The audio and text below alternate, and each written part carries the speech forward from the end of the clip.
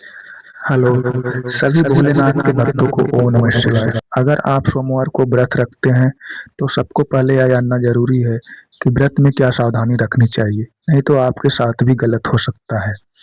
सोमवार को अगर आप व्रत रखते हैं तो सबसे पहले आप ब्रह्म मुहूर्त में उठकर स्नान करें, साफ और हल्के कपड़े पहने, घर या मंदिर में भगवान शिव की प्रतिमा या शिवलिंग स्थापित करें। उसके बाद गंगा जल या शुद्ध जल रखें, बेलपत्र 3 पत्ती वाला रखें, धतूरा, भांग जो भी आपके पास उपलब्ध है उसको रखें। फूल जो है वो जो सफ़ेद कलर का फूल होता है, कोशिश करें कि उसको रखें। चंदन, चावल, दूध, दही, घी, पंचामृत, अगरबत्ती, फल और मिठाई अपने अनुसार रख सकते हैं। सबसे पहले भगवान का शिव का ध्यान रखें, ओम नमः शिवाय के मंत्र का जाप करें, शिवलिंग पर जल फिर दूध चढ़ाएं, बेलपत्र चढ़ाएं और ध्यान रहे कि पत्ते उल्टे ना हों, पत्ते हमेशा भी सीधे रखना। चंदन, अक्षत और फूल अर्पित करें, धूप बत्ती जलाएं।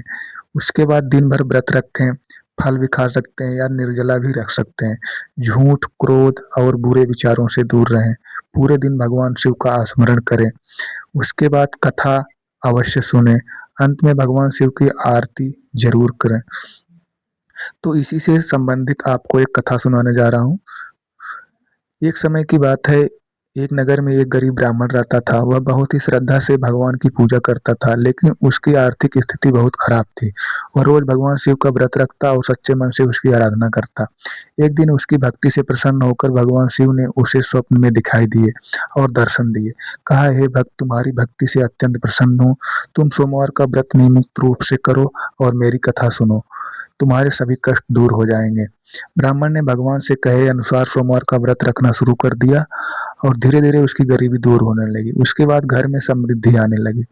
उसी नगर में एक धनी साहूकार भी रहता था। उसके पास बहुत धन था, लेकिन कोई संतान नहीं थी। उसने भी ब्राह्मण से प्रेरित होकर भगवान शिव का सोमवार का व्रत करना शुरू कर दिया। कुछ समय बाद भगवान शिव की कृपा से उसके घर में एक सुंदर पुत्र का जन्म हुआ। जब वह लड़का बड़ा हुआ तो एक बार यात्रा पर गया और रास्ते में कुछ कठिनाइयों में फंस गया। उसके माता पिता ने भगवान से प्रार्थना की और व्रत रखा। भगवान शिव ने उसकी प्रार्थना स्वीकार की और उसके पुत्र को सुरक्षित घर वापस लौटा दिया। इस प्रकार जो भी श्रद्धा और विश्वास से भगवान शिव का व्रत रखता है और कथा सुनता है, उसके सभी दुख दूर होते हैं और जीवन में सुख और समृद्धि आती है और सभी परिवार सुख और समृद्ध रहते हैं।